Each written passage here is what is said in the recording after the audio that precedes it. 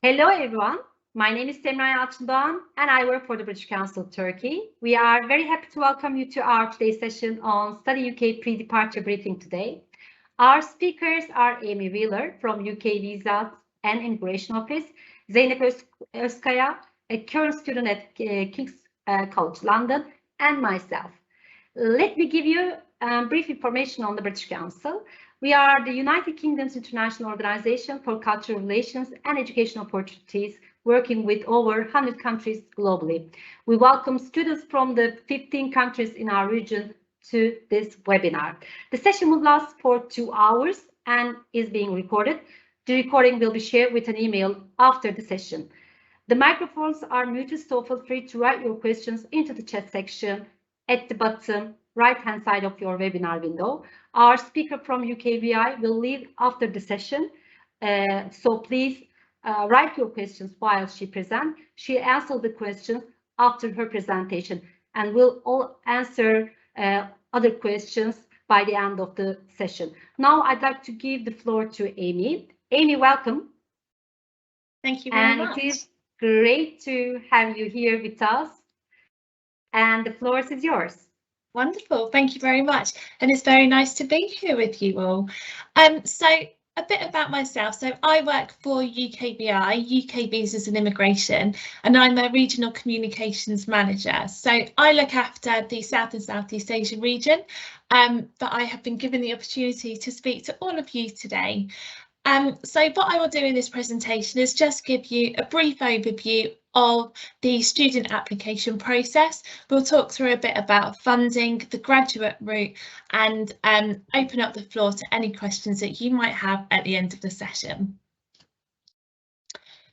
So I'm a big believer in that to understand where we are going, what's ahead, we have to understand where we've come from. So as you'll see in the screen here, we've got some figures and statistics from the year ending March 2022.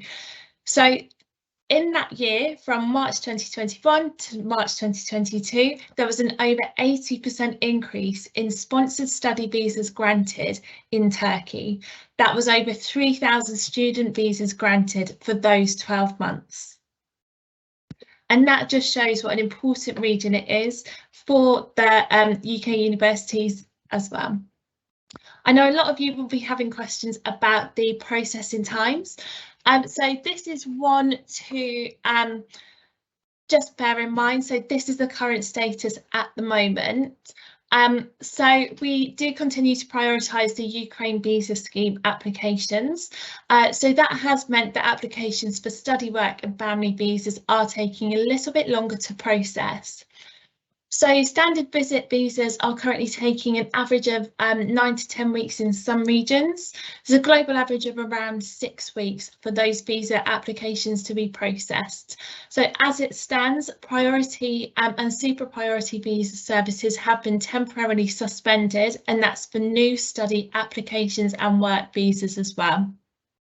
We are working to reduce the current processing time as quickly as possible, and do apologise for the inconvenience that those suspensions are causing.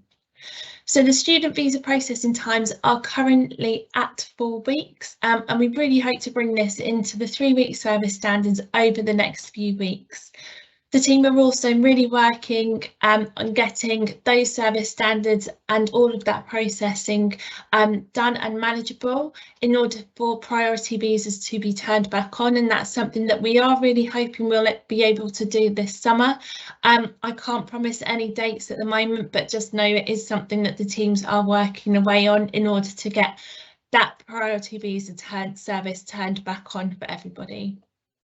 One thing that I would say though is we would really encourage you to apply as early as you possibly can do for your student visa this summer. So if you are able to, get those applications in now if you can. I know a lot of the time there will be documents that you can't submit, and you have to wait for those documents in order to submit your application.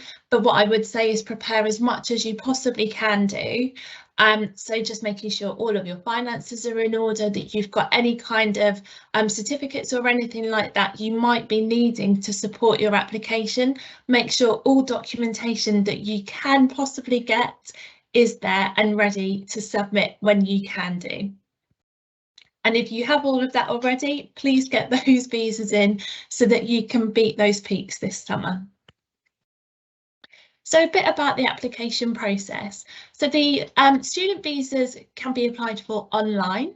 The application and all of the information about the application process is on gov.uk for you, and I'll pop some links at the end of the session so that you can see all of the websites that you'll need to visit.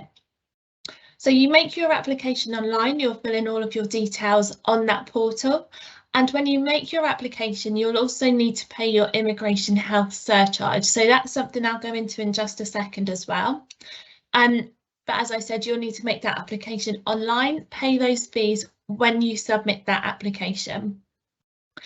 After you've submitted that application, you will be required to go to a visa application centre where you will need to submit your biometrics. So that's your fingerprints and your photograph, and also potentially scan any documents that will be needed to support your visa application. Following on from that, all of that information will be sent to a UKVI officer. So it's at that point they will look over absolutely everything that you've sent through, your biometrics, your financials and your educational checks as well. And it's at that point they will then make a decision to either grant or refuse you a visa. So we'll go down the route of a visa being granted, and they will pop a 90-day visa vignette into your passport and return your passport to you. So as I said, the current processing time for that process is around 3 to 4 weeks. The service standards are around 3 weeks. So make sure you give yourselves enough time to submit your application and enable it to get processed. So what are you required to have in order to submit a visa application for a sponsored study visa? So you must have an offer from an approved educational institution. So that's from the university or higher education provider that you'll be going to in the UK. You also must be able to speak English, and you must be able to support yourself financially. So have those finances ready in order to come to the UK. So what supporting documents do you need? So you have to provide a current passport, and one thing that I'm sure you're all fully aware of and would have anyway is just make sure that you've got a blank passport within a blank page within your passport so that they can pop that vignette in when you get that visa granted. The other essential piece of information and document that you would need is your Cas Letter. So that's your certificate of acceptance studies from your higher education provider. You may also be required to submit that evidence of finances, or for example, if you have a scholarship, you will need to submit all the documentation regarding that scholarship. Some people may also be required to submit a proof of consent in relationship. So that might be if the student is aged under 18, or for example, if your parent or legal guardian is providing you with funds to support your visa application, you would just need to provide proof of consent and proof of that relationship as well. Other things that you might be asked to submit to support that visa application is educational documents. For example, if you're required to have certain grades to get into your university, you will need to submit proof of those just to make sure that, just so that that person who is making that decision about your visa knows that you have those grades and you can go to that university. You would also potentially need to submit that proof of English. Some may need to provide an ATAS certificate and also TB test results as well. So funds. So it costs £363 to apply for a student visa from outside of the UK. So along with that £363, you would also need to pay for that immigration health surcharge as well. So you must also provide evidence that you can pay for your course fees and living expenses for the duration of your stay for that first year. So, for example, those moving to London, universities in London, would need to provide evidence of having £1,334 in your account for each month of the course. So that's a maximum of 9 months for that first year. For those who don't want to go to London and want to visit a university anywhere else in the UK, you would need to provide £1,023 for each month of the course. So those funds must have been held in the account for at least 28 consecutive days from the online visa payment date. So make sure when you are providing proof of those finances, just make sure that you have all of those 28 days that you submit. It might be that, you know, if you're scanning documents, it might be that you accidentally missed days 20 to 25. Those officers need to see those full 28 days and to be able to account for those funds. So you can prove that you've got the money through cash in a savings account in either your name, your parent or legal guardian's name. You could also give proof of an unconditional loan in your name, or you can also provide proof of official financial or government sponsorship or scholarship. Now, I'll pop a link at the end of the presentation that you can have a look through all of the financial requirements available to you and provided and required of you. So I touched upon it briefly then, the immigration health surcharge. So anybody that is coming to live in the UK for more than 6 months is required to pay a health surcharge to gain access to the NHS. So that health surcharge is £470 per year for students, and you have to pay it at the time of your application. What that immigration health surcharge does is give you access to NHS services just as a UK resident has. So it just gives you access to hospitals, dentists, everything like that for the duration of your stay because you're covered by that immigration health surcharge. There is a calculator on this link here in this presentation.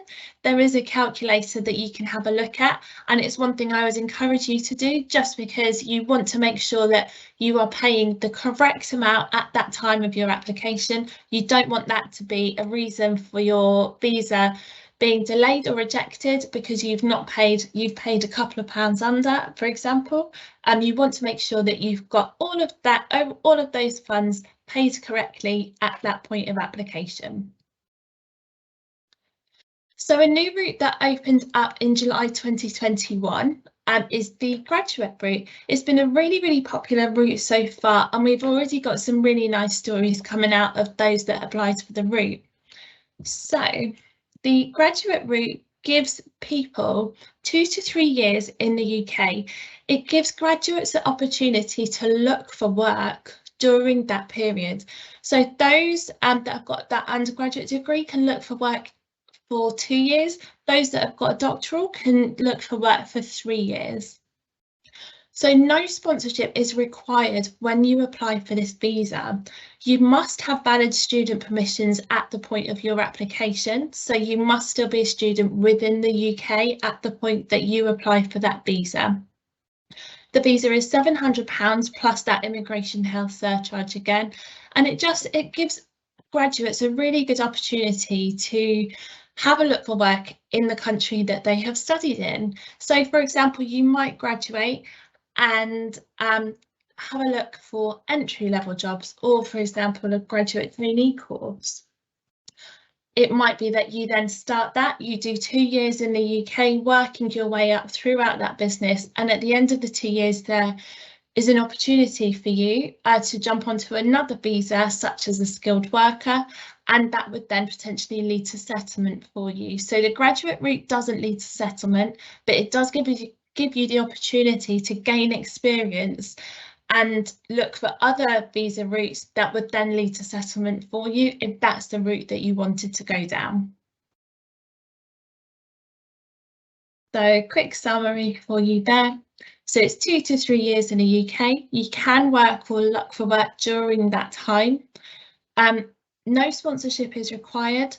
you can't extend the route, so those 2 to 3 years are the 2 to 3 years max, and it's that £700 plus your immigration health surcharge.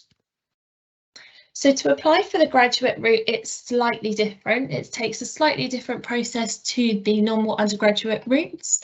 Again, the application is made online. You pop in all of those details you would have done for your normal student visa. And at the end of that, you are required to pay the visa fee and also your immigration health surcharge as well. You would then submit your biometrics via the UK Immigration ID Check app, which is slightly different. So you don't have to go and visit that visa application centre. You just submit your biometrics on the app. Once everything has been submitted, that decision will go off to the decision maker, just as any other visa route. And it's at that point they will either decide to grant or refuse you your visa. So once your visa does get granted, you will receive an e-visa and it's viewable via the Check and Prove service. So the graduate route takes slightly longer. It takes around 8 weeks to process. So again, that's something to bear in mind once you make those applications. As I said, it's a really popular route and gives graduates that opportunity to search and look for work and extend their stays within the country that they have studied in. So the latest travel advice for visiting the UK is that the UK is open.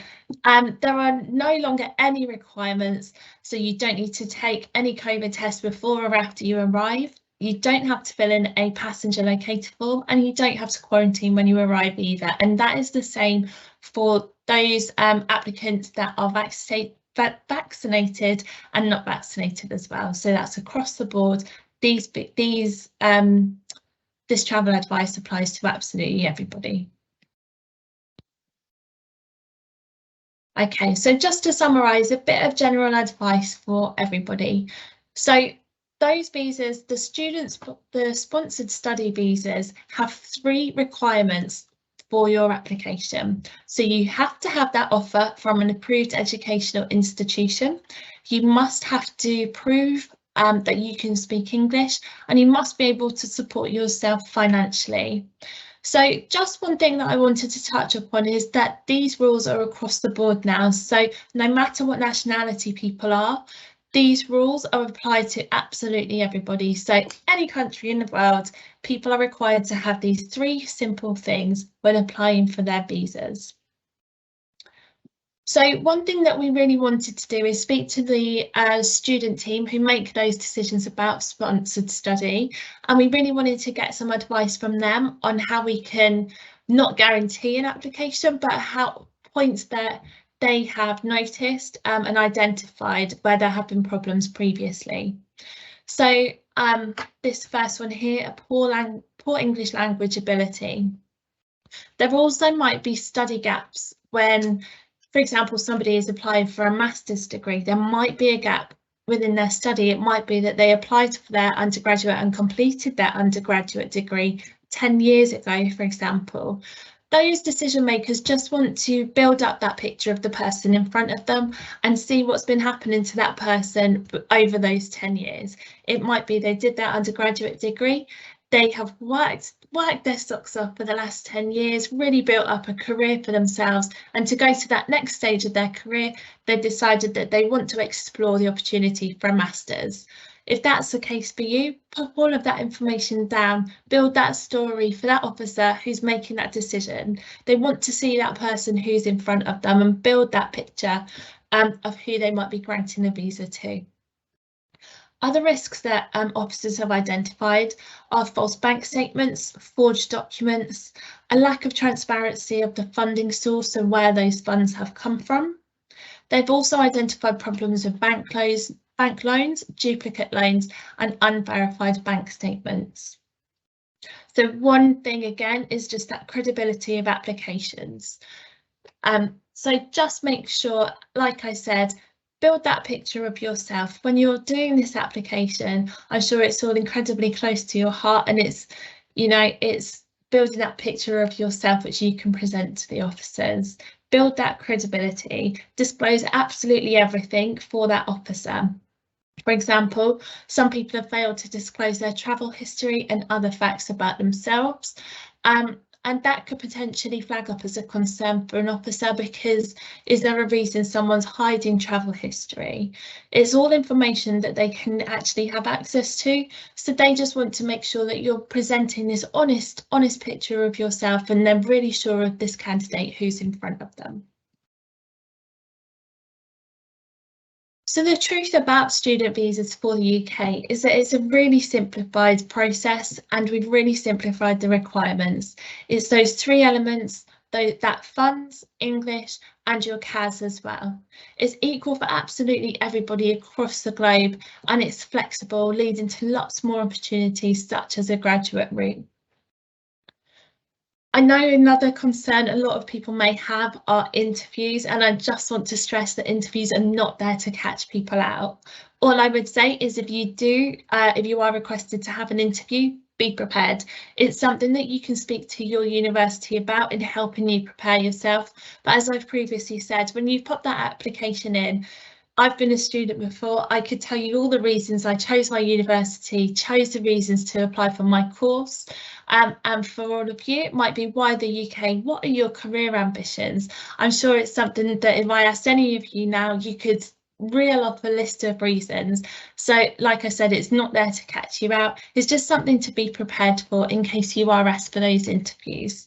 And it's like I said, speak to your universities, because they are there to help you, and they have teams that can help you with this process as well. So some links here, if any of you want to take a picture of the screen, just some links that you may be needing when you apply for those visas. So it's got links such as how you need to apply, the student visa guidelines, finance guidance, the IHS calculator, border control, and also that coronavirus advice as well. Hopefully that won't change, but who knows?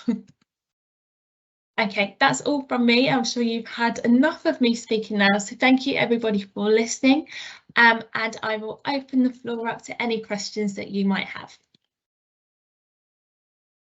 Amy, thank you very much. My colleague posted all the questions that we received so far. You can see them in the Q&A section. Can you see them? It's just loading. Yes, it takes time. No worries. Okay, got them. Okay, so is a passport with 6 months validity accepted for student visa? Okay, so 6 months, you most likely will need more than 6 months. You've got to bear in mind as well that that vignette that they pop in your passport will be valid for longer than 6 months. So you need that validity. You need to have that passport that supports that visa application, that vignette.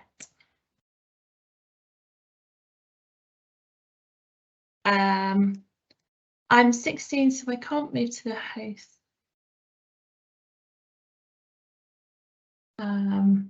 I'm 16, so I can't move to the host by the Homes for Ukraine programme. I'm stuck in Ukraine. My question, is there a sixth form school where I could go and start studying in the fall to move to Britain, even though I'm only 16 and cannot afford the education in the boarding school? For example, if it was a boarding school, I could be there legally unaccompanied, even though I'm a minor. Dominica, that's something that I would have to look into, especially if it's a Ukraine question as well. But I can have a look into that in a second for you and get back to you. Amy, the questions are in the, there are 3 tabs. So all the ones you will need to answer are listed under published. So there are 18 questions now. Yeah. Got you.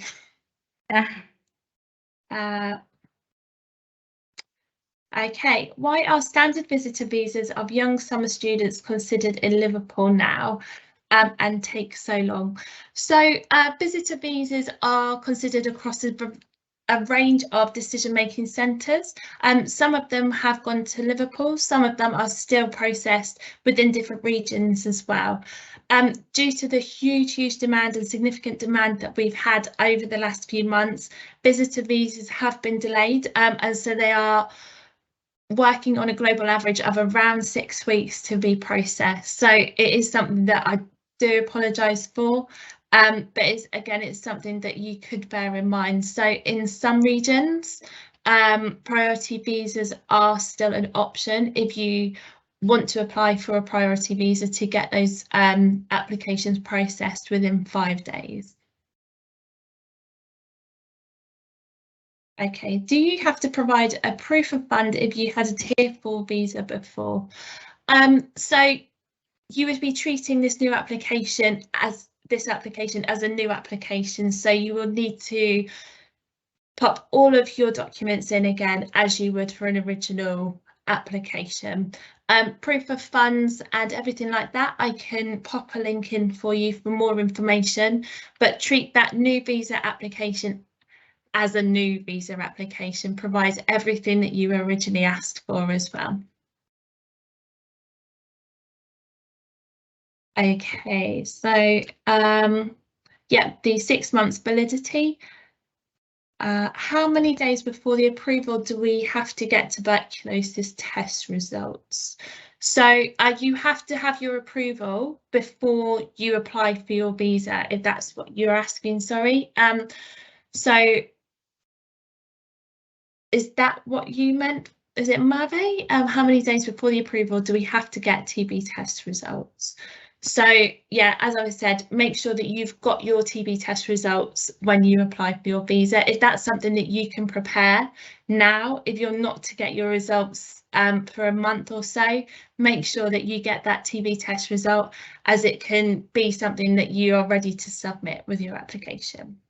Amy, just to add, currently, as far as I know, it is required for some certain countries, not for Turkey, TB results. Okay. It's not required for Turkey. So we have also students from other countries in the region. So please go and check if you are required for TB, tuberculosis test results. So yeah. It's worth to mention that. Thank you. Okay. Will the presentation be shared with participants? I won't be sharing the presentation, but I know that this session is being recorded. So if you did want to look over the presentation again, more than welcome to. Unfortunately, you'll just have to watch me present it again. Okay. My son is an overseas UK citizen. How can he use NHS health services? Does he need to pay extra like those in the visa application?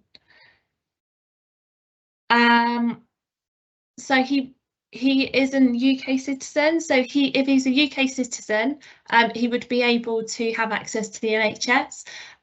If he is on a visa, then he would have to have applied for his immigration health surcharge, which then gives him access to the NHS health services.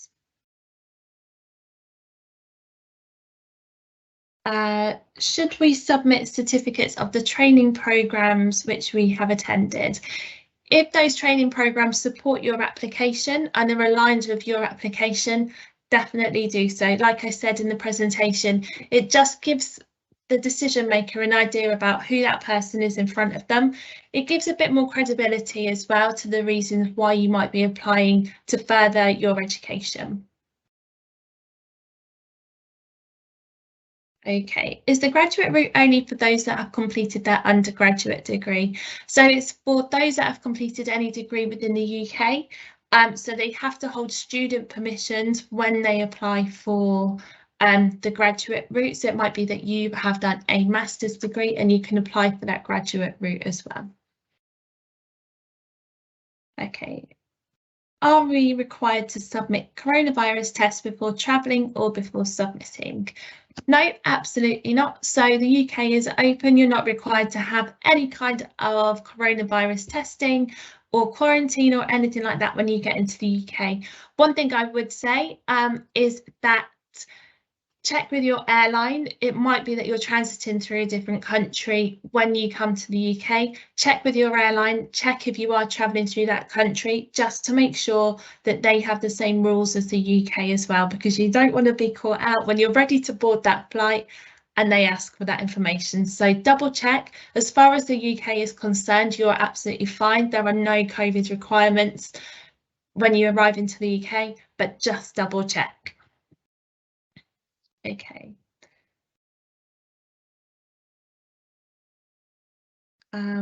Is conditional offer from university enough to apply for a visa, or should you wait for an unconditional offer after receiving your A-level grades? So you would need, when you apply for your visa, your sponsored study visa, you will need to have your CAS, so that's your certificate of acceptance of studies from the higher education provider that you will be going to. So you need to make sure that you have that CAS when you apply for your visa. Okay. Is it okay to show the finances in American dollars, provided that the amount is sufficient at the given cross rate? That should be absolutely fine, as long as the funding is the correct amount, like you say, as long as it's that correct amount that is required for the course and the requirements of living costs, that should be absolutely fine. Double check when you are submitting those applications, and there's lots of calculators online just to make sure that if you are submitting in a different amount, that you're making sure that, I would always say, maybe give yourself a couple of extra pounds just in case the rate might be different on the day of your visa application compared to the date that the officer is looking at that application.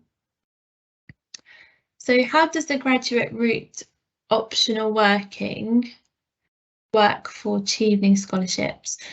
So the graduate route, as I said, so it's a route that is available to anybody that has done and holds permissions at the time of application. So it would be the same for achieving scholarships. So you have studied in the UK, you have got your degree from the UK, so that's absolutely fine. It would still be the same rules for you. So you can still look for work during either 2 or 3 years, depending on your course. You still have the opportunity to look for work on the graduate route for that period of time. Do you have to pay your university first term fee and deposit to get your CAS? No, you shouldn't have to. Again, that's something that you might have to speak to universities about. As far as my understanding goes, you would not have to pay your university first before you got that CAS, but I would just double check on that because I'm not 100% sure, to be completely honest with you. Is the TB test mandatory for applicants from Turkey? So that's a no, Simra? Yes. At the moment, please do go and check the website, but it's not required for Turkish students. From Turkish students, but for other countries, please do check the country list on the website. Thank you. Sorry, this isn't my region, so I'm not 100% sure on that one. I don't want to tell you something and it'd be completely wrong. Yes, that actually usually is required for the students from Asian countries, as far as I know. So please do check the Government UK's website who are required for the TB test. Thank you. Okay, thank you. Do EU students present financial proof same as overseas students? Yep, so as I said in the presentation, the student routes are the same for everybody. That's those included in the EU as well. There is a list of those that might not have to provide financial proof. All of that is on the government website. I can pop a link within the chat bar if you would like me to, and that just lists those countries that are not required to provide proof of their finances at the point of their application. Okay. Okay, when we provide our financial resources, Do we need to show proof of ability to pay for the entire course duration plus 9 months living expenses? Do we need to show proof of the ability to pay for the entire course plus 9 months living? Yep, so as I said in the presentation, I'll pop a link in. Let me just find a link for you, and I can pop a link in that will show you all of the funding that you would need to provide for your stay within the UK. Okay, so you'll need to show that you've got enough money to support yourself unless you've been in the UK with a valid visa for at least 12 months on the date of the application. So you would need to provide that proof of the 9 months for courses in both London and outside of London as well. Let me pop this in. I've just popped a link for you, but do let me know if you've got any other questions. I would like to ask a question related to the student visa procedure. I have accepted an offer from a university, but also waiting for an offer from another one of the postgraduate programmes. I'd like to ask what would happen if the institution that I would be attending would change during my visa application process. Would I have to reapply for a visa with another CAS, or would it be sufficient for me to submit the second CAS from the other institution and proceed with the current process, which has been already initiated? So you would need to start a new visa application. So that's because that officer is looking at all of the information in front of them. They are granting you that visa for that CAS. For that university. So if you were then to go and study at another university, it would mess the whole system up. So you would have to start again with that new CAS valid for that visa specifically.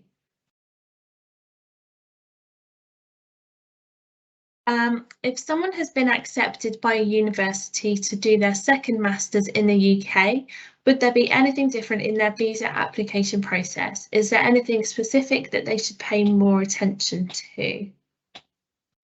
No, absolutely not. So like I said earlier, it's just building that picture of yourself. Give a reason why you're going for your second masters. It might be to support your first masters. Follow the exact same application process. Make sure that you've got all of those requirements for that visa application, and you should have no issues at all. And good luck with your second masters. Is there a template for parental consent showing that we sponsor our daughter? I don't believe that there would be a template. What I would say is just look for those, something like a birth certificate or something to prove that relationship. And if the funding is coming from yourselves, prove that relationship between your daughters, such as a birth certificate, and you would need to provide those funds, proof of those funds as well. So how can we extend our visa after it expires? So this is your student visa. If you have completed your course and looking to extend, it might be that you look to go on a different route, such as a graduate route. What would be the reasons for wishing to extend your visa? If you're able to type back.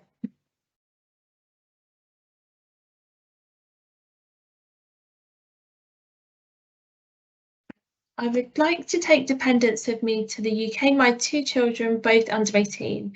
Will they be able to use public schools free of charge? I've applied for my master's degree. Let me double check on that, what services they actually have access to. Tamta, give me 2 seconds and I will have a look for you.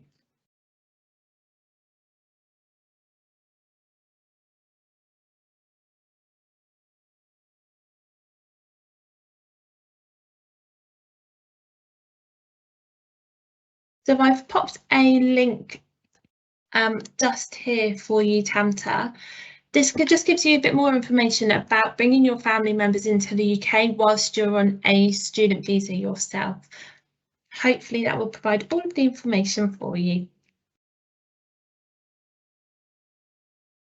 Do we need to print out the CAS email or submit the relating number is enough? Print out that CAS email. They want to see that. Like I said, just make sure that you give as many supporting documents as you can when you submit your application.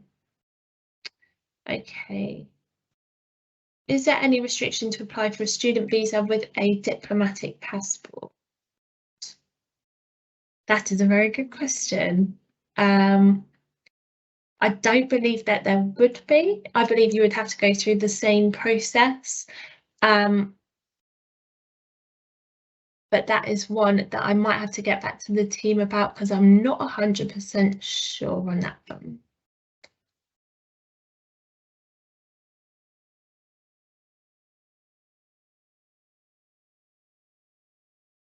Emma, I might have to get back to you on that one. I will have to check with the policy team on that one, I'm afraid. Yes, sure. Thank you. Yes, no problem. Okay, how long does it take to get a CAS from universities?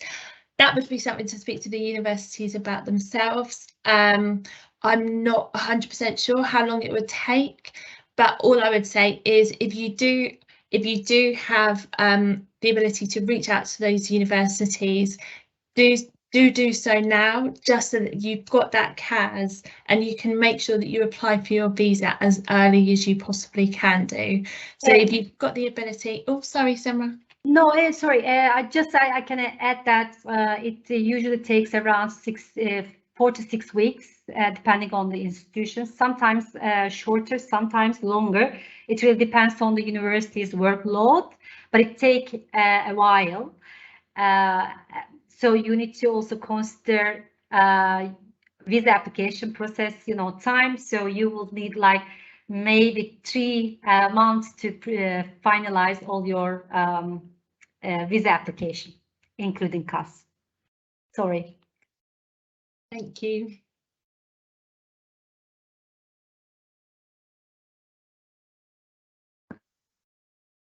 Achieving position.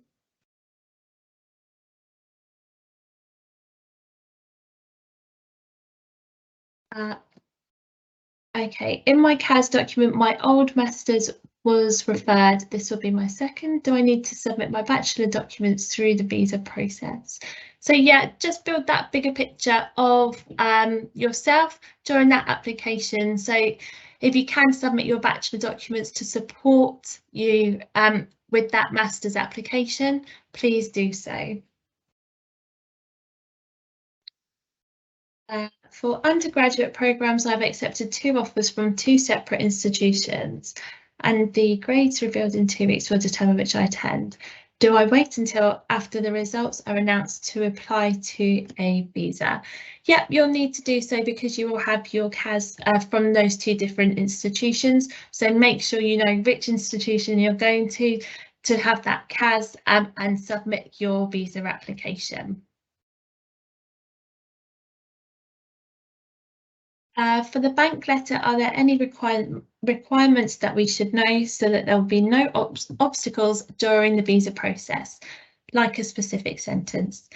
So I'll pop another link in for you just about finances. This will give you all the guidance that you possibly need to know, and this will provide you with information about the banks as well for you. I'll just pop that there. Okay, is there a specific way our high school diploma should be translated into English since it is needed in English? Is there a specific way our high school diploma should be translated? There is no, not that I'm aware of, no specific way that you would need to translate that diploma.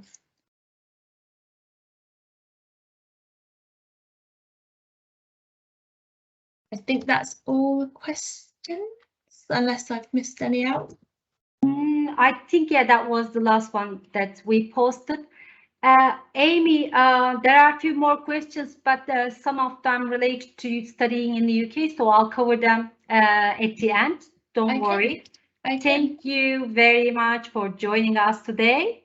Thank you. And see you next time. And then we'll carry on with the Study UK one now. Great, thank you, Samra. And the question about the diplomatic passport, I'll get back to you on that one. Okay, yes, please do so. Thank Great. you. Thank you. Bye-bye. Bye.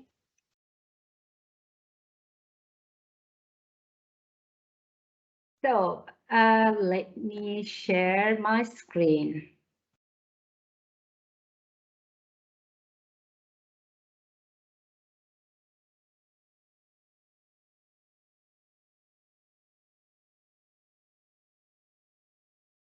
I believe everyone can see me.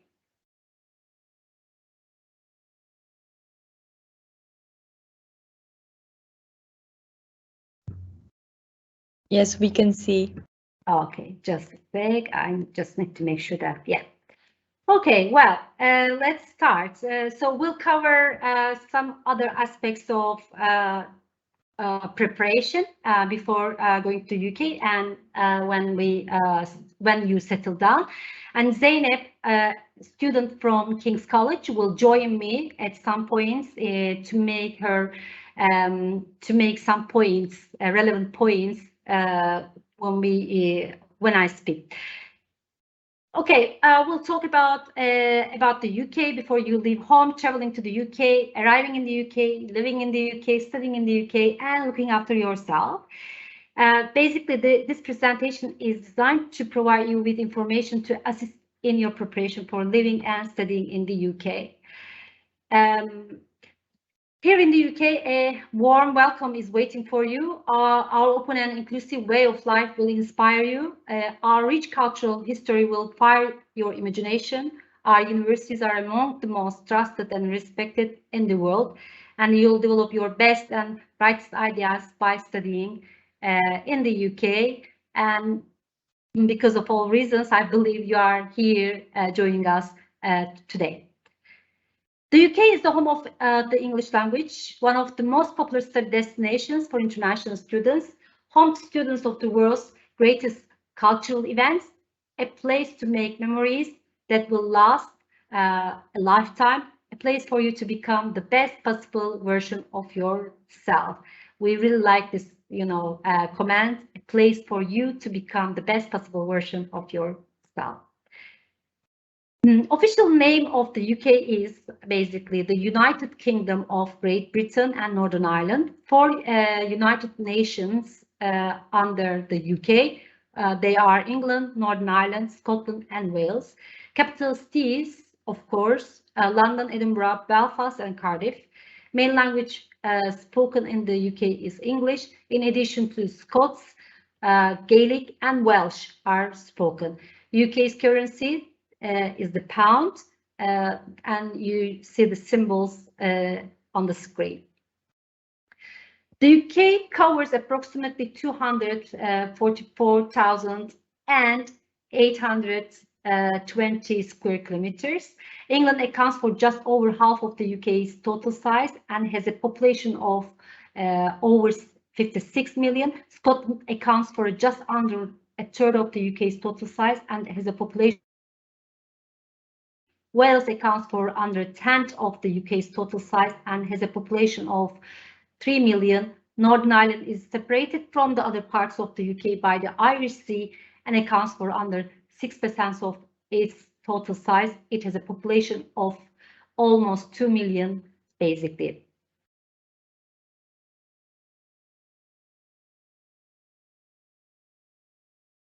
The UK is a very tolerant country where all ways of life are respected. In fact, it's against the law to discriminate against anyone because of their race, nationality, or religion. With a history of multiculturalism dating back hundreds of years, the UK has well-established communities representing all students and a deep commitment to supporting students' religious and cultural needs on campus. One of the reasons international students feel especially at home in the UK is the diversity of our universities. 20% of academic staff in the UK are from overseas, meaning you'll be connecting with people from all over the world, no matter what you choose to study. To help your preparation and to put plans in place to travel to the UK when possible, we strongly advise you stay in touch with your university and listen to their advice. If you are able to travel, now or in the coming months. This information will help you to feel prepared and plan ahead.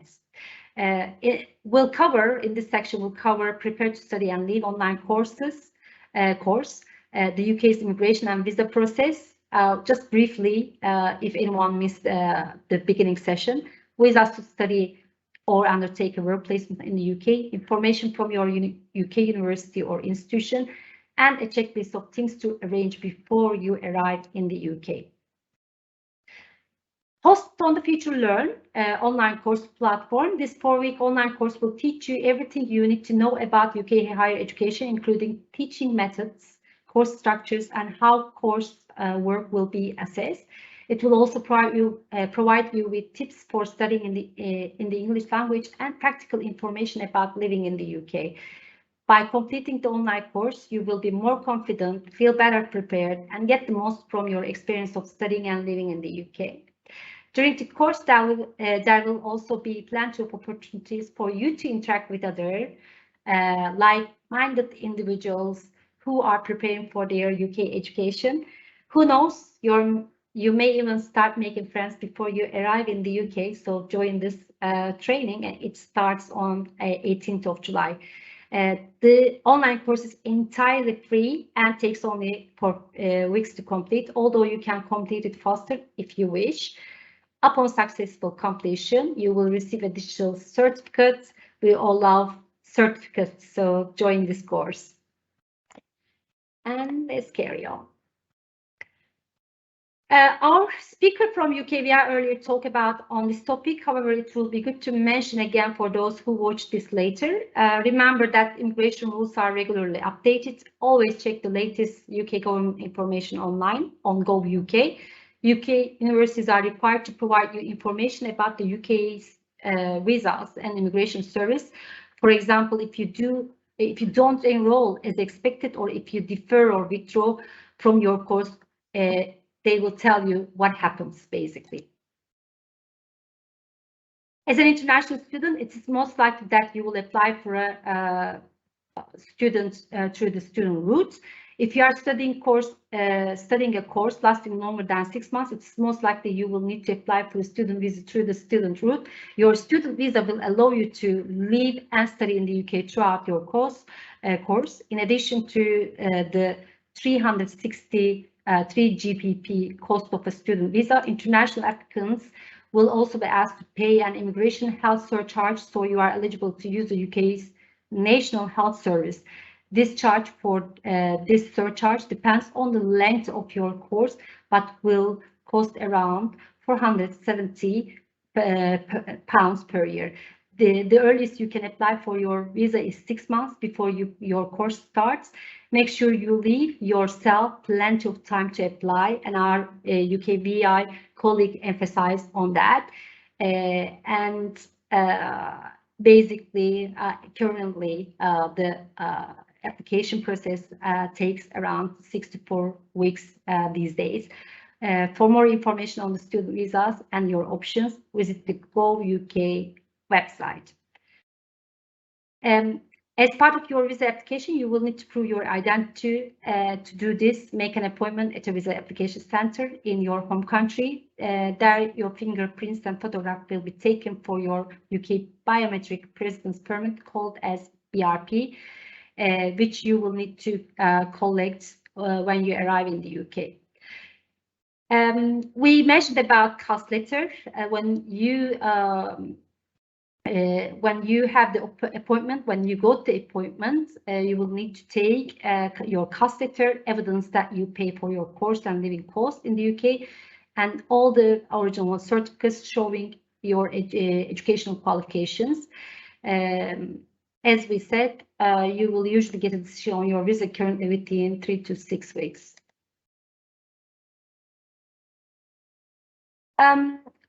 Probably our speaker didn't mention about this, but other visas that allow you to study in the UK are temporary worker, government authorized exchange visa, the short-term student visa, and visitor visa. Check what type of visa you need at the Gov.uk's website.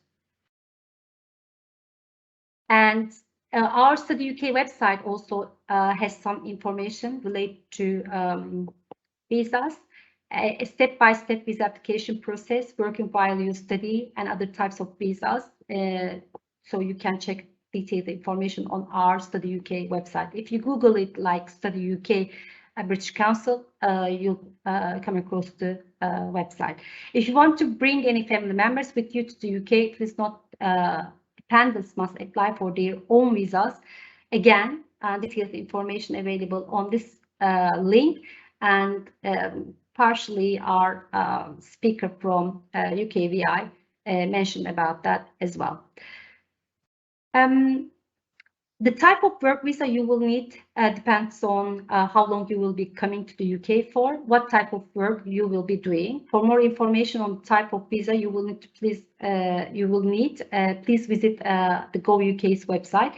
But please note that the work portion of work cannot exceed the studying. So the maximum the portion of work should be 50, and 50 of your time should spend on studying in the UK.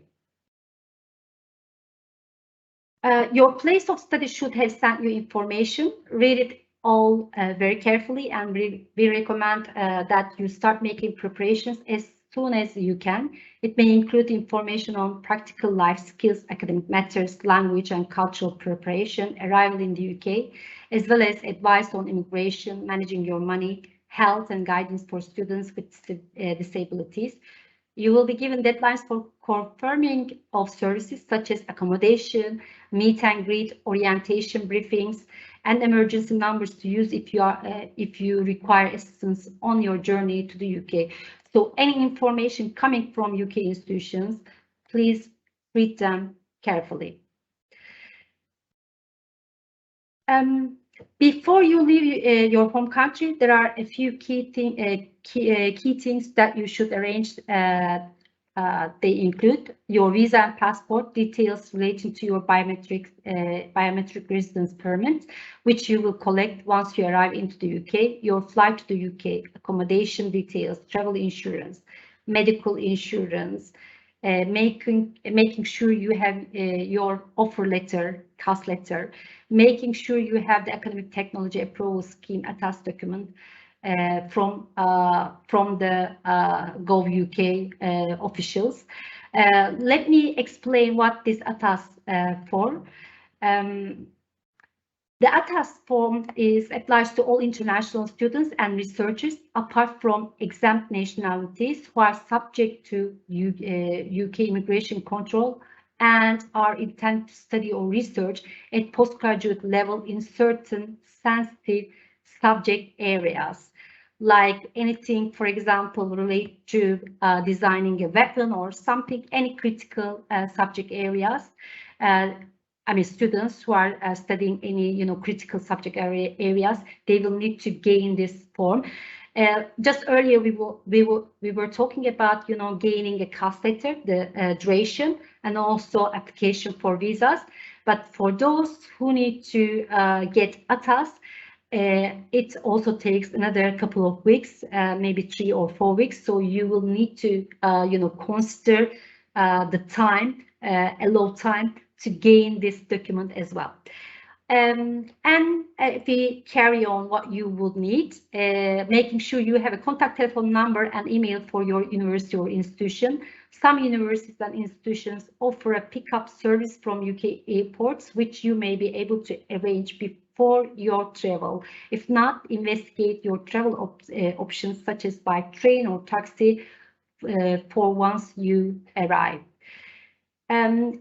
Just to clarify on travel insurance, you should take our travel insurance to cover your journey to the UK. This will cover you in the case of any medical emergencies, for lost baggage or flight delays, cancellations. So it's something good to have beforehand. And medical insurance, when you paid for the immigration health surcharge as part of your visa application, you are entitled to use the free NHS treatment. If you are coming to UK for less than 6 months or a visitor visa, you don't have the option of applying for this, you are required to take out suitable travel and medical insurance for the duration of your stay. Yeah. Carry on. So in this section, we'll cover what to pack in your main luggage, what to pack in your carry-on luggage, what not to pack in your luggage. Ensure you have suitable clothing for the season you will arrive. Autumn basically is between September and November. Winter, December to February. Average temperature is around 2 to 7 centigrades, but at the coldest can be just below 0. And spring is between March and May. Summer is between June to August. Average temperature in the summer is around 9 to 18 degrees, but at the hottest can be up to 30 degrees. You may also want to take a few sets of formal or traditional wear in case there are any country-specific events. If you take medication, make sure you have enough to take with you. You will be able to arrange a new prescription once you have registered with a doctor in the UK. You may want to buy a winter coat before you arrive, as it will take up a lot of room in your main luggage. There are plenty of reasonable options for purchasing warm clothing in the UK. So at the beginning of autumn, you may not really need a kind of coat to take, but you can buy a reasonable one when you arrive in the UK. It really depends on the your luggage, size of your luggage, basically. What you need to pack in your carry luggage: a valid passport and visa, your travel ticket and departure details, the offer letter from your institution, which is a CAS, confirmation of your accommodation, confirmation of your medical insurance, copies of your bank drafts, information about your bank accounts, contact details for your university and institution, information about your airport train station pickup, and UK money to cover your immediate needs. Otherwise, you will be able to withdraw this at the airport train station once you arrive in the UK. It's always a good idea to save some digital copies of any important documents to your email or cloud storage. And also, it's worth to mention, please have a contact number of your embassy in the UK, just in case if you need it. Well, what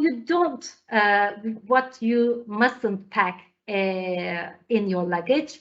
There are some banned restricted items, which are drugs, weapons, indecent and obscene, some rude materials, basically, pepper spray and fake goods. Restricted foods includes all meat and meat products, all milk and dairy products, potatoes, fruits and vegetables, egg products, fish and fishery products. You are not allowed to bring them with you when you travel to the UK. Now, we'll talk about entering the UK, getting to your place of study, registering your stay, settling in and adjusting to UK life, travel and accessible transport. Zainab, please jump in when you need, and we will be happy to have your comments on any of these subjects. Entering the UK, there are not currently any COVID-19 restrictions in place for entering the UK, but remember to check any guidance for departing your home country and any country you transit through on your way to the UK.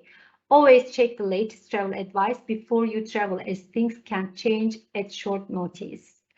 We know how daunting moving to another country can be, and we want to reassure you that universities are working hard to ensure that you know what to expect before you travel to the UK. You are welcomed and supported on arrival and throughout your time at university. This includes airport pickup services, mental health, well-being support, food and grocery deliveries, a range of induction activities, so you can start to prepare for your studies and meet your fellow students. Remember to stay in touch with your university as you make your travel plans so they can ensure you are supported on arrival and throughout your time in the UK.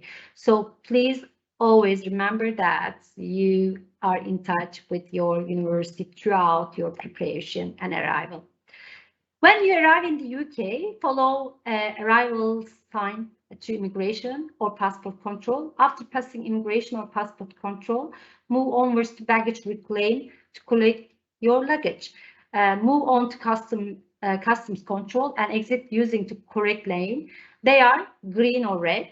Green, it means if you are traveling with no banned or restricted goods. If you have goods to declare or you are not sure what you should declare, go to the follow the red sign.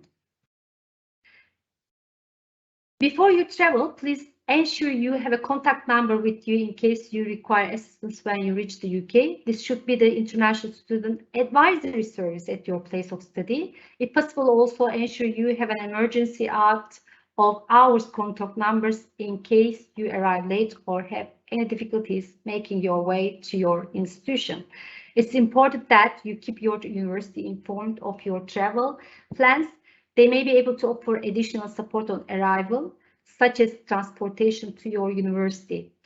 If you are making your own way, there may be a number of transport options, depending on how far your institution is from your arrival airport. These could be bus, coach, train, tube. Taxis can be very expensive, so try and plan your journey before you arrive or speak to the information desk at the airport about the best option for your onward travel. Most airports have good rail or bus links, or coaches are often available for longer distance travel. If you are not sure of the best mode of transport or encounter any difficulties when you arrive, the airport information desk in the arrival hall at the airport will be able to provide assistance. So information desk is a kind of crucial place that you should be aware of when you arrive at the airport. Well, when you arrive in the UK, you will need to collect your biometric residence permit. It's also called BRP, and you will need to collect this within 10 days of your arrival. I can add that you can either collect it from your school, from your university. Like they ask you whether you wanted to post it to your house or your accommodation or just collect it from university. I always prefer to collect it from the university because it's a bit more like familiar place and everyone is looking for collecting their BRPs. So yeah. Okay, great. And also, you will need to register with the police within 7 days of getting your BRP. For more information, you will need to check Gov.uk, the link on the website. And register with your place of study. Your university will advise you on how to do this. Do you have any experience with that, Zeynep? So I also did foundation. So I actually registered for twice and also collected my BRP twice. So when you go to your first week in uni, they will also give you a checklist. So it sounds a little bit chaotic, but they will be welcoming you to do the police registration. For example, before COVID on that year, the police registration desk was inside our uni, so I didn't need to go anywhere. I just, signed something and just pay for a little bit amount, and I just got it done. So it's not that complicated. Yeah, the actually fee, the cost is £34 currently. When you register, you will need to pay £34. Let's carry on. Thank you, Zeynep. And we'll talk about now accommodation, money, and managing your finances, UK culture, food, and drink. In case of COVID-19 or similar illness, if occurs, again, please remember to check the local COVID-19 restrictions in your area, and these may vary across the UK countries, across the regions of the country you are studying in.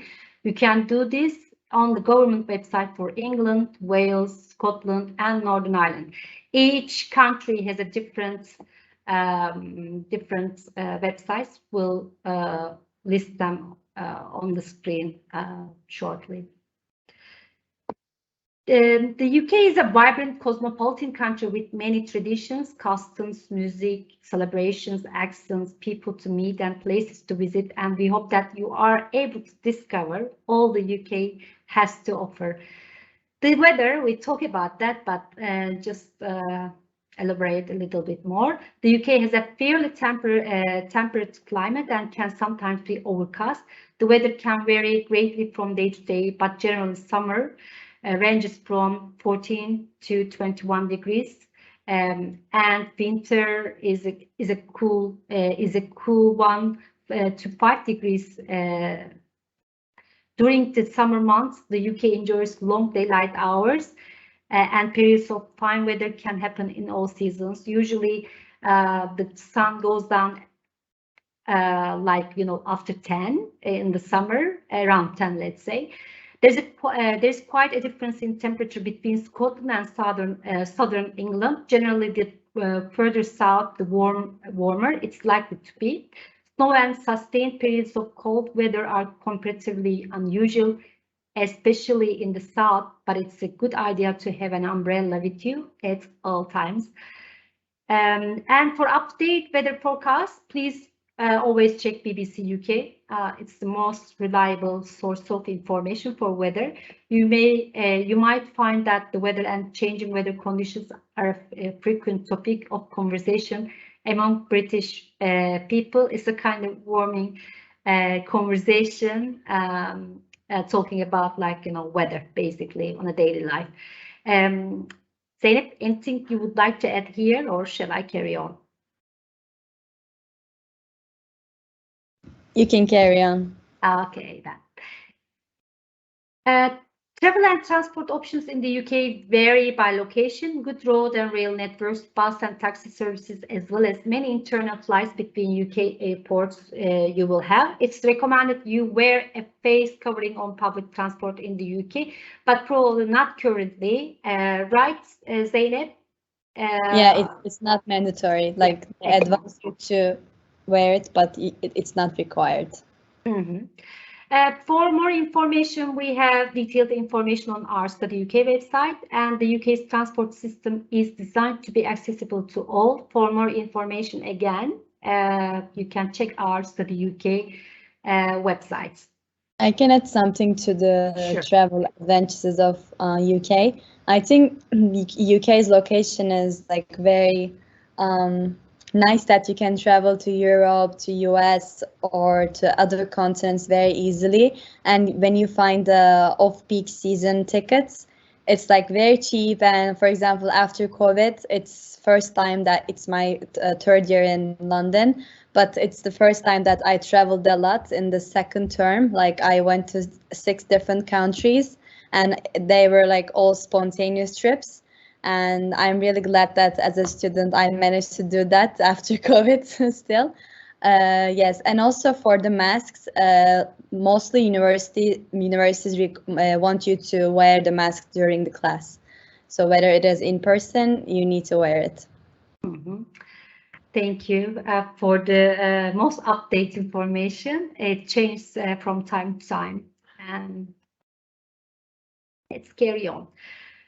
When you accept your offer from your university, they will send you information about finding somewhere to live. Read this carefully and contact your university accommodation office if you have any questions or concerns. Think about your requirements and needs before deciding what type of accommodation to choose. Universities provide secure accommodation, but there are other options available. Consider the location, as accommodation may be cheaper because it's further away, but you will then have travel costs. Also check carefully any terms and conditions in the accommodation contract and ensure it covers the length of your time in the UK before you sign. You may be wondering when you should start looking for somewhere to live. This depends on what type of accommodation you want, but you should start thinking about your options as soon as you accept your offer from your university, even right now.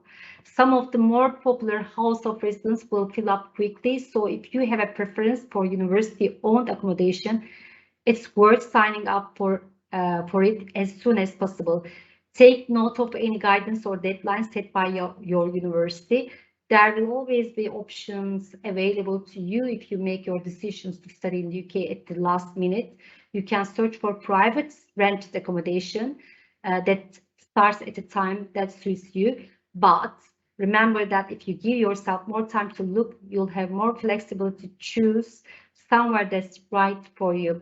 Reach out to your university directly for support in finding somewhere to live, basically. And we listed some of the recommended websites to check accommodation if you want to rent out other than house of residence.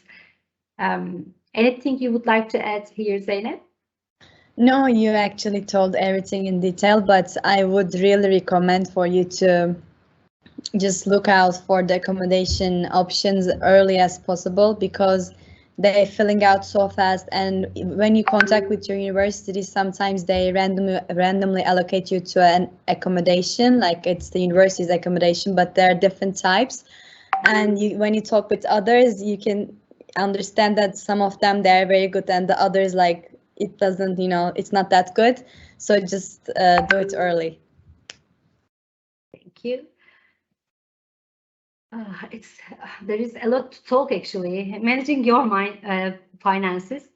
You may want to arrange an international bank account or bank card before you arrive in the UK, as this will help you access your money as soon as you arrive. We'd also recommend opening a UK bank account once you are living in the UK. The UK has a number of different banks, and many universities have on-campus or university-based branches.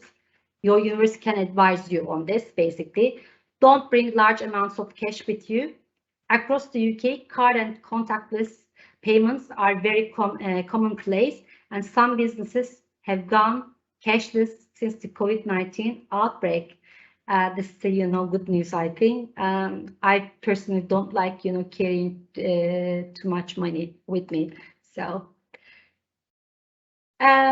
your living cost will vary according to your type of accommodation, how much you travel, and where in the UK you study. It's important that you have a realistic idea of what your living cost will be before you arrive in the UK.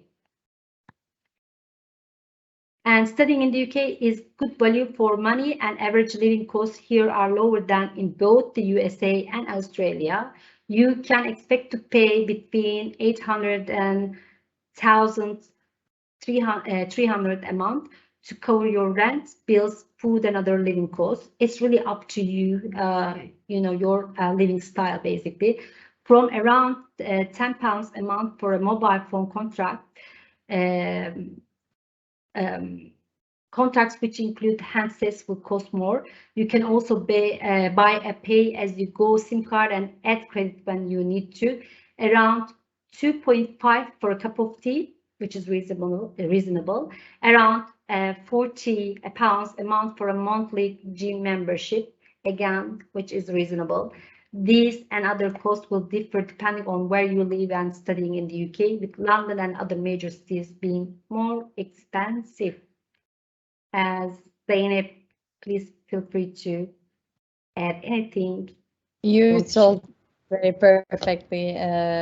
It's a little bit costly, but it's worth it, I think.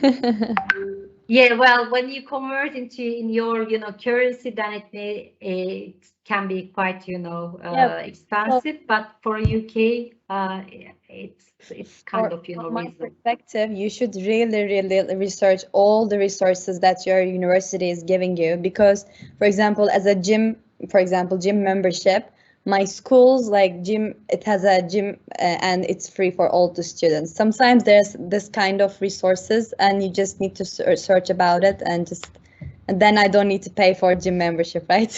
Good tip, thank you. There are a lot of discount and voucher websites which promote current deals for shops, restaurants, and activities. You can register on these websites to receive regular emails with updated offers or download the apps. Some have national offers, and you can also input your location to receive information on offers for your local area. Some examples are Groupon, Living Social, Voucher, Voucher Clouds. There are others, you can search online for them. If you do use any of these sites, please read the terms and conditions carefully. You can get discounted travel as a student in the UK, and basically you will need to register with real cards on the website you see on the screen. I think the frequent card that you're going to use is the Oyster card, which is the underground travel card around London, or I don't know for the out of London, but for that one you can have a student Oyster card, which is discounted as well. You just apply from the website, and also you just need to confirm it with your university, and they give it to you for 4 years, so you don't need to each time apply and get it. Thank you. On campus, there are many clubs and societies that you can join. Many UK universities have on-campus sports facilities as well as clubs and teams to join. Students' unions organize all kinds of social functions. Some UK universities have their own cinemas on campus, offering you the chance to watch the best films at discounted prices. Well, we can promise you that you will not have time to get bored while you study in the UK. Zeynep, if you have anything to add, please do so.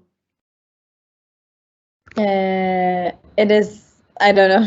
I don't have anything to add. Okay. Then. Well, off campus, there are a number of activities: arts and culture, music, cinema, sports, and the UK is basically packed with museums, theaters, and other cultural attractions, just waiting to be discovered. And some of the world's largest music venues and events are in the UK. The O2 Arena in London and the world-famous Glastonbury Festival, for example. Many world-renowned artists and bands also play at UK universities and colleges, and small bars and cafes often host live music and dancing. You may, see some famous artists or musicians on your campus. You never know. And almost every town and city will have a cinema with films from around the world. Hollywood releases will be easy to find, but major cities also have cinemas specializing in foreign and independent films. We are fanatical about every kind of sport here, and many of our athletes and clubs lead the world. You can find all kinds of international food and cuisines in the UK, with a large array of different restaurants, takeaways, and food halls. Supermarkets and special food shops stock a range of international foods. All pubs, bars, and restaurants offer a wide range of non-alcoholic drinks. To drink alcohol in the UK, you must be over the age of 18. It's worth mentioning it here. Lots of local food supermarkets offer online delivery services. You can search online for Asda, Iceland, Morrison's, Ocado, Tesco, Waitrose, or Sainsbury's. And some of them are quite new to me. I've been to the UK, but Morrison's, Ocado, I never heard of them before. So yeah, you have the options. You can order food online from local takeaway restaurants to be delivered to your accommodation. Search for Deliveroo, Just Eat, or Uber Eats. And you can also try a meal kit supplier who will supply the ingredients you need to cook meals you choose from a menu. HelloFresh is one of them, for example. And you can drink the tap water in the UK. And we'll cover, because we received a lot of questions around scholarships, we added some information around scholarships, and then we'll talk about student safety, teaching, career support, and after your studies. If you are looking for a scholarship for this coming academic year, it's a bit late, I'm afraid. but you can still contact your institution to see if they have any available scholarships. And also you can contact your local authorities, such as government organizations. For example, for Kazakhstan, Bolashak, and for Turkey, Ministry of National Education Scholarship Scheme. I know they don't have any scholarships at the moment for this coming academic year, but you can still check with them. Great Scholarships is a scholarship program available for students, but again, applications for Great Scholarships ended by June, by the beginning of June, so it's too late now. Chile Scholarship is another one, but they advertise, they open the call at the beginning of the academic year. So all these, scholarships that I mentioned, local scholarships, Great Scholarships, or Chile, if you postpone your study starting from 2023, then you can, check our website, Study UK website from summer period. So you will find more information. You can still check the website now, but you will have limited information on scholarships at the moment for this academic year. Although the UK has removed COVID-19 restrictions, student safety remains top priority in the UK. Each UK university has dedicated staff to support international students at every step of their journey, from application to preparing for travel to supporting you on arrival and throughout your time at university. Hand sanitizer is widely available across UK campuses, and face coverings are advised in crowded spaces. But Zeynep, you updated us about the coverings. So are students required to wear them on campuses, but not in public? Not inside the campuses, but when you go to the seminars, which are the 20 students in a room, you are required, like as King's College London asks us, we do wear it inside. Yeah, I think exercises or applications of these rules may change from university to university. You will need to check with your university. And visit the COVID-19 guidance for the part of the UK you are studying in. You can see the links for each part, England, Scotland, Wales, Northern Ireland, on the screen. We want you to feel welcome and at ease when you arrive in the UK, and would like to reassure all international students that UK universities are ready to welcome you. If you have any questions or concerns, please contact your institution. Universities are prepared to welcome students for the start of the new academic year. Universities are preparing to deliver high-quality teaching in line with government guidance that ensures the health and safety of everyone remains top priority. The UK has removed all COVID-19 restrictions, meaning universities can teach classes in person. Just to warn you, during the COVID-19, visa holders were eligible to study online, and it met all the requirements of the visas for the graduate route. But now, because everything is back to normal, you are not allowed to study online with your visa. Why I'm saying this, as part of the graduate route to remain in the UK to work, you are required to do all your study in the UK face-to-face, not from your country. So if there is any, in case of COVID-19 or similar, illness breakout, you will need to check the rules on the UK government's website. So your visa as part of your visa, you will need to be in the UK. Then you can progress on to graduate route when you finish. There's a strong emphasis is placed on self-study and critical thinking. plagiarism is taken very seriously in the UK, and universities offer many workshops to help students develop their skills in these areas. Maybe Zeynep, you can, elaborate a little bit about self-study, what it means. Self-studying means, for example, because everyone is coming from different countries, like, for example, I went to an Americanized school in Turkey, which means I used, I'm sorry, I use another referencing style, but in UK they use another thing. So when you come to uni at the first weeks, they really, they also help you to understand referencing styles, all the formats that you need to follow for the UK system. So you don't need to worry that much because they will help you to learn. But at the same time, you need to practice with your own assessments and by doing self-study to catch up all these rules and formats within the UK system. And as we all know, it is very, very, very serious. Sorry. You are actually broken.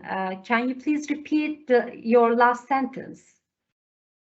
Which one? The referencing? No, I mean, the last sentence was about, self-study, but in class, I think. Assessments. Yes, I mean, for you, like in university, you always need to do the self-study. Like no one is going to encourage you or say, just go and study, prepare for your exams. You need to get your own agenda, and you need to be disciplined and do all these self-studies on your own with your friends maybe. So yeah, that was the thing that I mentioned. Yeah, and also please remember that the teaching style is, yes, different in the UK. Some of the you might have, maybe 20% of teaching in class, but then the rest of your time will be either, preparing an assignment or a group working with other students and so on, or entry or joining lectures that you are required to. So it is combination of everything basically, and you need to develop a self-discipline to follow everything that you are required from you. Let's carry on. There is a huge variety of career support on offer at UK universities. All UK universities have dedicated career advisors who can give you tailored advice on career development, and some universities even have dedicated careers advisors for international students. All UK universities host job and career fairs to help you connect with prospective employers, both in the UK and around the world. Many professors are leaders in their fields, so you can learn from their expertise. There are a whole host of work placements, internships, and voluntary work on offer, both as part of certain courses and through UK universities in general. Take advantage of all these opportunities throughout your studies, not just when you are about to graduate. This will help you gain skills, experience, and connections throughout your time in the UK and help set you up for the best possible next step in your career. So you will need to be active. And Zeynep, you may share your experience, how you study and do voluntary work if you do. Yes, like in uni, from your first week, every week there is something. So which means that you need to follow all the updates, all the activities that goes around in uni. For example, at the first years, they were mentioning editing CV, creating your LinkedIn profile. Now I'm going to graduate soon, for example. They just help me to how to look for jobs, the roles, like how should I prioritize them, and the topic changes throughout the years as you grow up and soon to be graduated. So yeah, for the volunteer works, in each university there are student unions, the societies where you can do the volunteer work in the industry that you are interested in, or otherwise a project, environmental projects, global warming projects, like lots of things, different kind of things that you can actually play a role. Thank you. After your studies, you may want to go into further study, return to your home country to work elsewhere in the world, stay and work in the UK, and join the British Council's Alumni UK platform. This is quite new. I put it here to just give you a kind of heads up. We are establishing or launching a platform where we will invite all alumni, UK alumni, to register with. So when I don't have the link at the moment, it will be launched as of September. So when you finish, either British Council's UK Alumni Association or associations in your country, please make sure that you join them. If you want to remain in the UK to gain work experience, there are plenty of options available to you. Our speaker, Amy, talk about graduate route. Basically, this welcomes international students to apply to stay in the UK and work, or look for work for 2 or 3 years after graduation.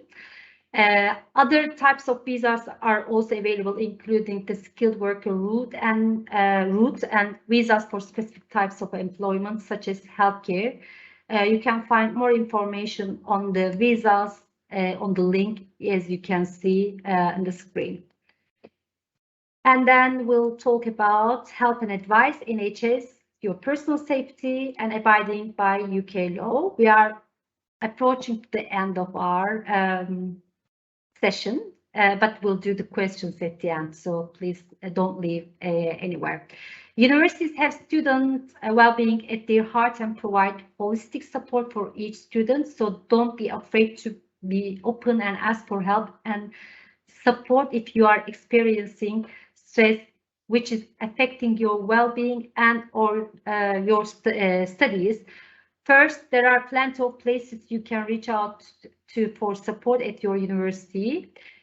Most universities have a student welfare service, so reach out to them in the first instance if you are experiencing any difficulties. Many universities have security staff which carry on overnight responsibility for coordinating urgent responses to crisis situations.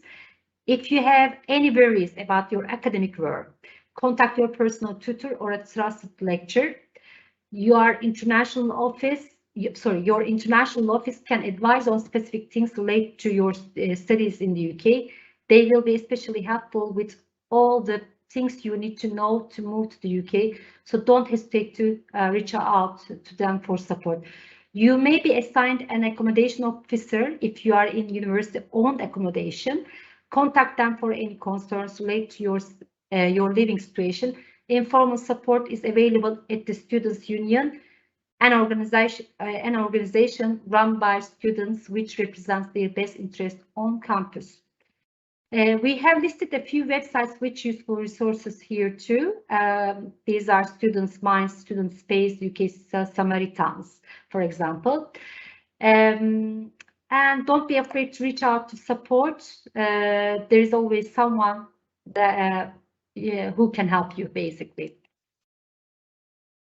The UK's National Health Service, it's called NHS. You will hear a lot about this.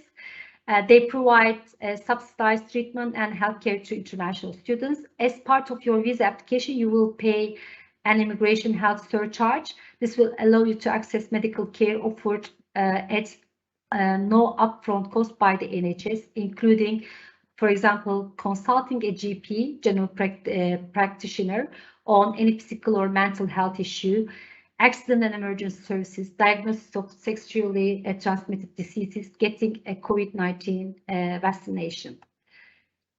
And other parts of NHS are chargeable. These are some medicines prescribed by a doctor, eye tests and eye care, dental care, vaccinations, although some are free, including the vaccine for COVID-19. Some might be required for you to pay, basically. And when registering with a doctor, please take your passport, student identification, proof of address, and the photograph with you. After a short time, you will receive an NHS card by post at your home address, which you can keep with you in case of any queries when attending medical appointments. NHS dentists can be harder to register with as they usually have full patients list. You may have to register on a waiting list for a period of time. Your GP, general practitioner, can refer you to an NHS dentist on a request. Please note that even if you register with an NHS dentist, you will have to pay a contribution for checkups and basic care. In each of the UK countries, England, Scotland, Wales, Northern Ireland, the NHS services may be slightly different. For example, the cost of prescriptions. So please check these websites. Finally, you can also visit the pharmacy for advice or guidance. So these are the, websites that you will need to check. And anybody in the UK is eligible for the COVID-19 vaccination for free, regardless of their nationality or immigration status. International students should register with a local GP, as we mentioned earlier, and get an NHS number. And NHS number can be found on any letter that the NHS has sent you, on a prescription, or by logging into a GP practice online service. You can also find your NHS number using an online tool. While registration with a GP is encouraged to access the vaccine, you can request to book your COVID-19 vaccination appointment as an unregistered patient through a local GP practice. So for all information, you can visit the NHS website. The UK is a very safe country with low levels of crime and violence. Staff at your university will help you with any concerns. Community police officers or campus-based security staff can also give you practical and reassuring advice about personal safety. Make sure you attend the orientation course at your university for your briefing about keeping safe. We'll share Staying Safe in the UK booklets with this webinar recording and slides. So please check, that when you need, or before basically arrival.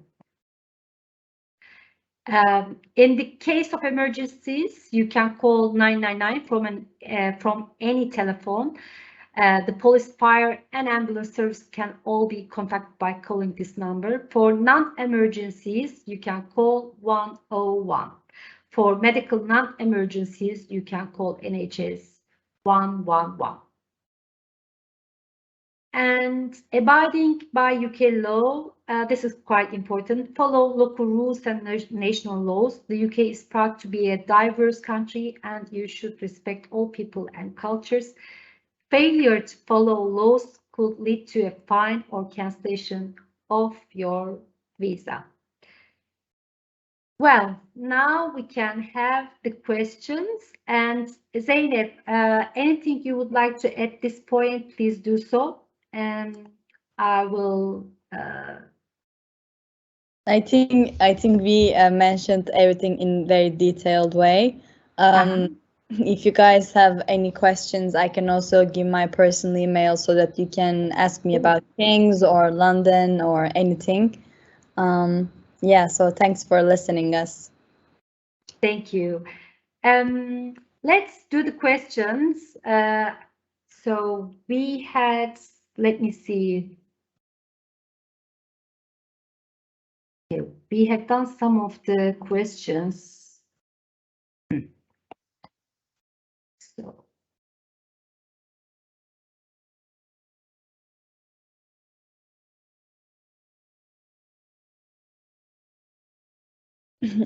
I can answer one of them, which is, hi, would it be easier to apply to Schengen Visa from UK or from our country of origin? I just applied a Schengen Visa from the UK, and it was the easiest process, and it's also easy in your home country of origin, but if you're there, like you can just give it for 2 weeks, your passport and everything, and you can have it.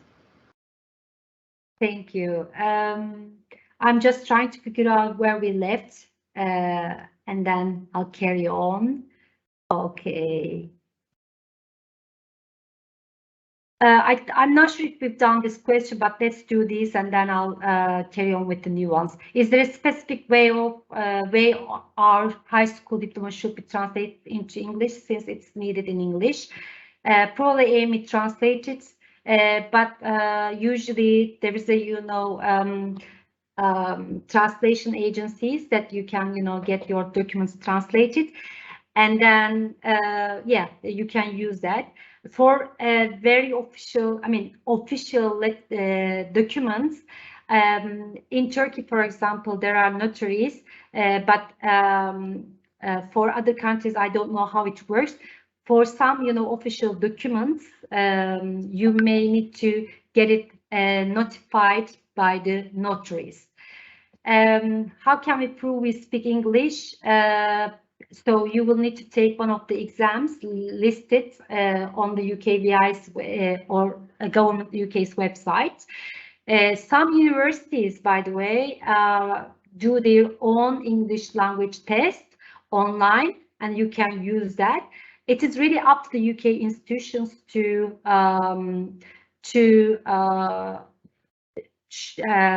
ask, which language test they approve. Some, as I said, run their own online exams. Some direct you to official tests like IELTS, FELT, TOEFL, and so on. So it's up to the institutions to, allow you to take any of them. Okay. I will start my study as a postgraduate researcher in September. I have some health issues, so I was wondering if it would be possible to get MRI scans, cortisone treatment, and asthma treatment if necessary when I get registered to the NHS and get assigned a GP. Zeynep, if you have any, experience on this, please, advise. But yes, you can. But it may take time to get an appointment and get a reservation booking for MRI scans. I have never experienced this kind of test before, but when sometimes universities, for example, my GP is my university because my university has a hospital in London. So when you're in university, there is the NHS floor for all the students. It's just not a hospital, but you can just go and ask and double check. Mm-hmm. And also that you might be diagnosed of something, but GP in the UK will examine what you have. Then it may not necessarily to follow the diagnosis that you are diagnosed in your country. So things may change depending on the situation. So you answered the Schengen Visa one. How much cash are allowed to bring with us to the UK? Well, I don't know if there's any restriction, but we advise not to, bring much cash just in case. So I will not be able to answer this fully. I'm not sure if there's any information on the Go UK, but bringing a lot of cash may give you a kind of difficulty if you are searched at the airport. So you will need to show the source of money. So you will need to be careful with what you are taking with you. They wouldn't expect you to bring, for example, more than maybe £10,000 with you. And you might be asked for the, source of cash. You may need to, prove it. We had some questions around, if we will be sharing the recording. Yes.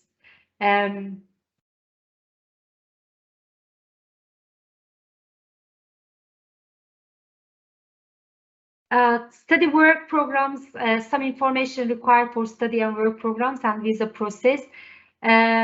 We are not in a position to, give detailed information on this. Study work, for example, sandwich programs include some work experiences as well. As I mentioned, work, the portion of work cannot exceed the main study. So the maximum that you can have, for example, 50 of your time can be dedicated to work, and 40 and hours per week. You can yes, only work for part-time in a company or in a bar or in a restaurant, and it shouldn't exceed 40 hours per week. Yes, any students, general students, they will have 20 hours per week and full-time during holidays. There is also a different type of, visa, including study and work, because some programs includes some practical skills at work. But as I said, if you choose that kind of program, you cannot exceed your study by 50%. And for the visa process, it will be similar to any study routes. So you will need to prove. You will need to show the program, details of the program, how much work required, and so on. But other than that, as Zeynep said, your vignet, your visa would say how many hours you can work, and it's usually up to 20 hours per week. You don't need to get any additional permission to work.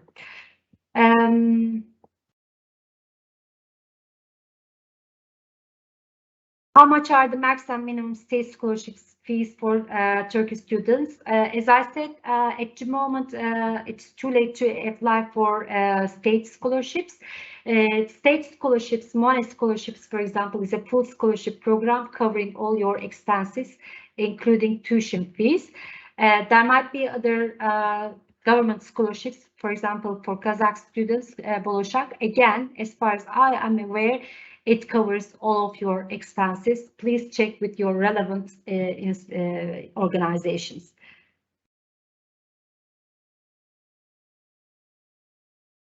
English proficiency proof is only required for the university, not for UK visa.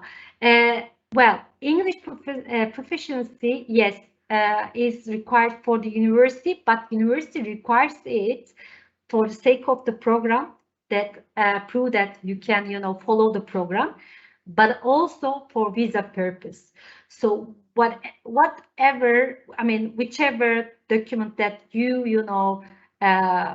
use for your application, for the, program application, enrolling, you will need to submit all the documents for the visa application as well. So just to summarize again, your university requires this and that, but all the documents that the university requires, you will need to submit them when you do your visa application as well. It's quite crucial. And let me check some other questions. How can we prove we speak English? Is Duolingo test accepted? Duolingo, yes, is accepted, but you will always need to check it with your university, chosen university, and basically university, it depends on the university to accept any of those tests. So you will, as I said, need to check with your university. And another question, I received an unconditional offer from the university after submitting Duolingo test result. What else should we submit to prove we speak English? Yeah, we answered this. And what specific tips require Chile scholarships? Well, Chile requires you to have a kind of minimum of 2-year experience, job experience. and you will be required to come back to your country. Usually, Chile scholarship application starts in September and ending in November. So please go to chilling.org and check the information there and the entry requirements, and also your local British Council office may deliver a presentation with Chilling officers in your country.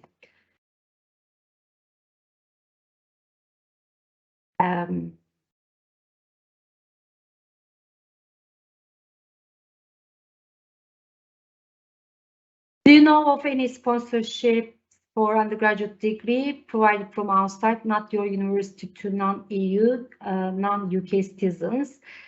As we sponsorship, meaning that scholarships, we talk about that in the webinar. I hope that answers your question.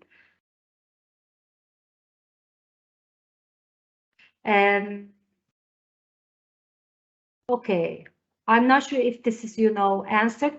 I would like to ask a question related to student visa procedure. I have accepted an offer from a university, but also waiting for an offer from another one for postgraduate programs. I would like to ask what would happen if the institution that I will be attending would change during my visa application process. Would I have to reapply for a visa with another Cas Letter, or would it be sufficient for me to submit the second Cas Letter from the other institutions and process with the current process which has been already initiated? Yes, if your Cas Letter changes, then you will need to reapply for a visa. So think that this is a kind of opening a case. So each for each Cas Letter you will need to apply a new visa application. So make sure that you go to the university that you apply for. Otherwise you go back to beginning to get a Cas Letter and then apply.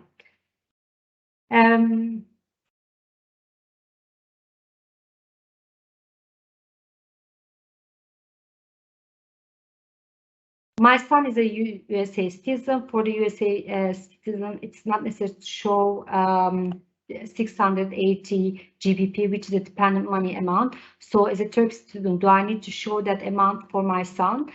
If you are applying for a visa, then you will need to follow the dependent rules, basically.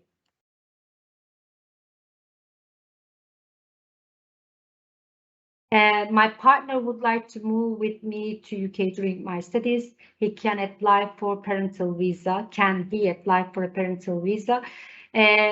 Not parental, but there might be, as part of dependent.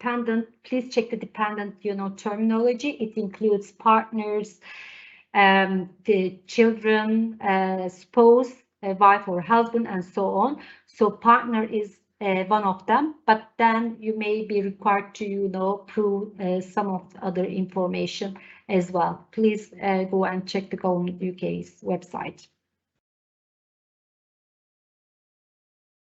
I will be attending a postgraduate program and also planning to work remotely in my law firm in Turkey. Would that change anything with reference to visa and insurance matters that you have mentioned earlier? Well, I mean, if you are working remotely, it wouldn't change anything because you earn your salary in Turkey. But my recommendation would be for postgraduate programs because it's a very tense program. You complete it in a year. It's a compact program to finish in a year. You may not be able to work as much as you wish or plan. So make sure that you dedicate most of your time to your study, not working remotely. Basically, that's my advice.